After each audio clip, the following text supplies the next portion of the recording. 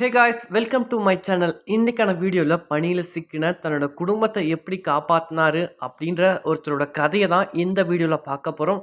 நீங்கள் சேனலுக்கு first time வந்திருக்கீங்கன்னா சேனலை மறக்காமல் சப்ஸ்கிரைப் பண்ணி சப்போர்ட் பண்ணுங்கள். வாங்க வீடியோக்குள்ளே போகலாம். இது 1993 டிசம்பர் மாதம் கிறிஸ்மஸ் விடுமுறை முடிந்து கொண்டிருந்தது. ஜேம்ஸ் தனது மனைவி லாராவையும் 2 குழந்தைகளையும் காரில் ஏற்றிக்கொண்டு வீட்டிற்கு சென்று கொண்டிருந்தார். அப்போது வழி கொஞ்சம் தூரமாக இருந்தது. வெளியே லேசாக பனியும் விழுந்து கொண்டிருந்தது. காருக்குள் இருக்கும் குழந்தைகள் சிரிப்பும் சந்தோஷம் நிறைந்து ரொம்ப ஜாலியாக அந்த பயணத்தை தொடர்ந்தனர்.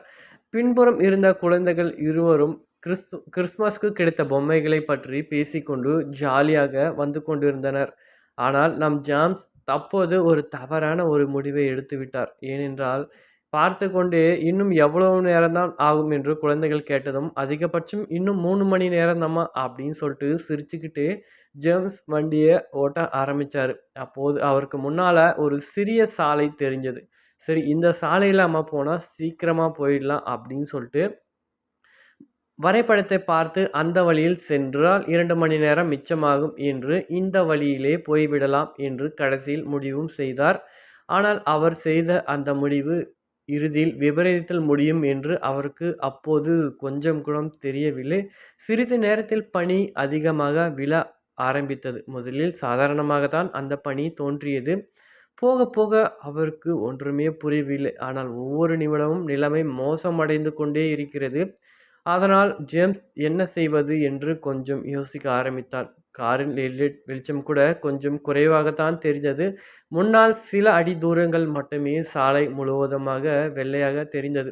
மற்றபடி பனி முழுவதுமாக சூழ்ந்து கொண்டிருந்ததால் காரை கூட சரியாக இயக்கவில்லை.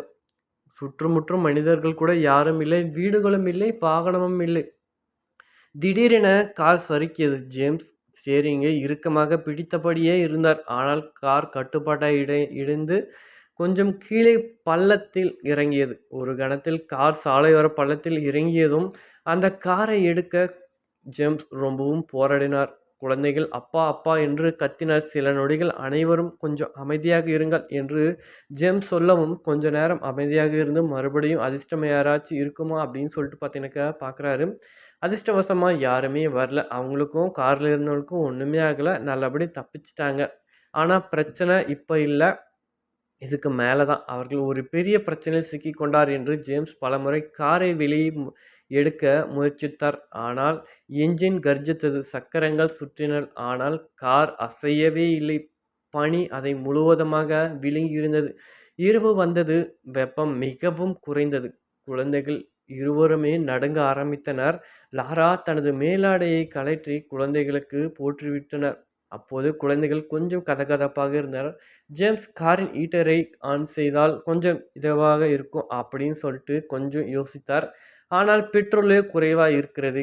ஒருவேளை நம்ம போக முடியாமல் போய்விட்டால் என்ன ஆவது அப்படி என்று அந்த ஹீட்டரை கொஞ்ச நேரம் இயக்கி மறுபடியும் ஆஃப் செய்து விட்டார். நம்ம யாராச்சும் கண்டுபிடிப்பாங்க என்று அவர் கொஞ்சம் பக்கம் இருப்பவர் யாராச்சும் இருப்பாங்களா அப்படின்னு சொல்லிட்டு கூப்பிடுறாங்க. ஆனால் யாருமே வரவே இல்லை. சரி, காலையும் ஆனது. பரவாயில்ல, யாரும் வரல இல்லையா, மதியம் யாராச்சும் வருவாங்க அப்படின்னு சொல்லிட்டு எதிர்பார்த்தாங்க. மதியமும் யாரும் வரவே இல்லை. இன்னும் யாருமே வரவில்லையே. அப்போதுதான் அவர் உணர்ந்தார், தாங்கள் உலகத்திலிருந்து முற்றிலுமாக வெளியே இருக்கிறோம் என்று. அப்போதுதான் அவருக்கு யோசனையே வந்தது. அடடா, நம்ம இவ்வளோ பெரிய தப்பு பண்ணிட்டோமே, குறைந்த நேரத்தில் வீட்டுக்கு சென்று விடலாம் என்று நாம் செய்த இந்த தவறினால் இப்போது இந்த இடத்திலே மாட்டிக்கொண்டோமே அப்படி என்று நினைக்கிறார். ஒரு நாள் முடிந்தது. மறுநாள் 2வது நாளுமே ஆகத் தொடங்குகிறது. உணவும் குறையத் தொடங்குகிறது. சில பிஸ்கெட்டுகள், சில சாக்லேட்டுகள் மட்டுமே இருந்தன. அவ்வளவுதான். குழந்தைகள் பசியில் அலைய ஆரம்பித்தன. ஜேம்ஸ் மனமுடைந்தார். ஆனால் வெளியில் அதை காட்டவில்லை. இன்னும் கொஞ்ச நேரத்தில் உதவி வந்துவிடும் என்று மீண்டும் மீண்டும் தன் குடும்பத்தினிடம் சொல்லிக் கொண்டே இருந்தார். 3வது நாள் ஆனது. பனி இன்னும் கெட்டியானது. காரின் கதவுகளை கூட திறக்க முடியாத அளவுக்கு ரொம்பவே அதிகமான பனி பெய்து கெட்டியாக இருந்தது. அப்போது ஜேம்ஸ் உதவி தேடி நடக்க முடிவு செய்தார். பல மணி நேரம் நடந்தார். ஆனால் எங்கும் மனிதர்களும் இல்லை, யாருமே அவர் கண்ணுக்கு தென்படவே இல்லை. கண்ணுக்கு தென்பட்ட அளவுக்கு வெள்ளை நிற பனி மட்டுமே அவருக்கு கண்ணில் புலப்பட்டது. இறுதியில் அவள் மீண்டும் மறுபடியும் காருக்கே திரும்பினார். அவர் முகத்தை பார்த்தவுடன் லாராவுக்கு எல்லாம் புரிந்துவிட்டது.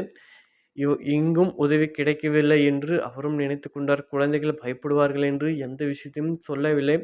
4வது நாள் பெட்ரோல் கிட்டத்தட்ட தீர்ந்துவிட்டோம். குழந்தைகள் மிகவும் பலவீனமாகிவிட்டனர். எதுவும் சாப்பிடாமல் இருந்ததால் சிறிய மகள் மெதுவாக கேட்டாள், அம்மா, நாம் கிறிஸ்துமஸ் மரத்தை மறுபடியும் பார்க்க முடியுமா? அந்த கேள்வியை கேட்டதும் லாராவின் கண்களில் கண்ணீர் வந்தது. ஆனால் அவர் சிரித்து கொண்டே, நாம் மறுபடியும் கண்டிப்பாக பார்ப்போம் என்று அந்த குழந்தைக்கு அந்த பதிலை சொன்னார். 4 நாள் முடிந்து 5வது நாள் மறுபடியும் தொடங்குகிறது. அவர்களின் நேரம் கூட கொஞ்சம் கூட தெரியவே இல்லை. ஒவ்வொரு நாளும் ஒவ்வொரு நிமிடமும் அவர்களுக்கு எப்படி போகுது, யாராச்சும் வருவாங்களா, தன்னை எப்படியாச்சும் காப்பாற்றி விடுவாங்களா என்று அவர்கள் ஒவ்வொரு நாளும் வெளியே எட்டி பார்த்து கொண்டே இருந்தனர். ஆனால் ஒருவரும் கூட வந்த மாதிரியே தெரியவில்லை. ஏதோ ஒரு வாகனம் வருமா, இல்லை யாராச்சும் நம்மளை பார்ப்பாங்களா அப்படின்னு சொல்லிட்டு தன்னோட குடும்பத்தில் இருக்கிற எல்லாருமே எட்டி பார்த்துட்ருக்காங்க. ஆனால் யாருமே வந்த மாதிரி தெரியவே இல்லை. அன்னைக்கு யாரும் வரல. 6வது நாள் காலை, இப்போதும் காத்திருந்தால் அனைவரும் ஆபத்தில் சிக்கிவிடுவோம் என்று ஜேம்ஸ் புரிந்து கொண்டார். அவரது மனைவி பார்த்து, குழந்தைகளை நீ பத்திரமாக பார்த்துக்கொள், நான் எப்படியாச்சும் யாராச்சும் கூட்டிகிட்டு வந்து நம்முடைய காரை எடுத்து நம்முடைய குழந்தைகளை எல்லாம் காப்பாற்றி விடுகிறேன் என்று சொல்லிவிட்டு நான் உதவிக்காக போகிறேன் என்று லாராவிடம் சொல்லிவிட்டு கிளம்புகிறார். அவரது கைகளை மட்டும் இறுக்கமாக பிடித்தபடி ஜேம்ஸ் நடக்க ஆரம்பித்தார். கடும் பனி, கடும் காற்று. ஒவ்வொரு அடியும் அவர் கொஞ்சம் வேதனையாகவே இருந்தது. ஒவ்வொரு அடியும் எடுத்து வைக்கும்போது, ஏன்னா இவ்வளவு குளிரும் இருந்து நாம் இப்படி மாற்றிக்கொண்டோமே அப்படி என்று அவருக்கு ரொம்பவே பயமாக இருக்கிறது. ஆனால் அவர் நின்றுவிடவில்லை. குடும்பத்தின் முகத்திற்காக மட்டுமல்லாமல் அவரது குழந்தைகளை பார்த்து கொண்டு ஓடிக்கொண்டே இருந்தார். பல மணி நேரங்களுக்கு பிறகு தொலைதூரத்தில் ஒரு மர வீடு தெரிந்தது. முதலில் அது கண் மாயை என்று நினைத்தார். ஆனால் அது அருகில் சென்றது. அது ஒரு சிறிய மர வீடு என்று அவர் கொஞ்சம் ஆறுதலாகினார். கடைசியில் சக்தியுடன் ஓடினார். கதவை தட்டினார். கதவும் திறந்தது. சில மணி நேரங்களில் ஹெலிகாப்டர்கள் வந்தன. எப்படியோ மீட்புக்குழு வந்துவிட்டது என்று கொஞ்சம் சந்தோஷமாக இருந்தார் ஜேம்ஸ். குடும்பத்தோடு அவர்கள் எல்லாருமே கண்டுபிடிக்கப்பட்டு அனைவரும் உயிருடன் இருந்தனர். பல ஆண்டுகளுக்கு பிறகு ஜேம்ஸின் ஒரே கேள்விதான் கேட்கப்பட்டது. என்னவென்றால், அந்த 6 நாட்கள் நீங்கள் எப்படி கடந்து வந்தீர்கள் என்றுதான் கேட்டார். அவர் சிரித்து கொண்டே இதற்கு பதில் ரொம்ப சாதுரியமாக சொன்னார். நான் உயிர் பிழைக்க போராடவில்லை, என் குடும்பத்தோ உயிரோடு வைப்பதற்காக போராடினேன் என்று அவர் சிரித்தபடியே அந்த பதிலை சொன்னார். இது எல்லாரும் கேட்டு மனம் நெகிழ்ந்தனர். இந்த கதை எப்படி இருக்கு அப்படின்னு சொல்லிட்டு கீழே மறக்காமல் கமெண்ட் பண்ணுங்கள். அடுத்த வீடியோவில் சந்திக்கலாம். பப்பாய்.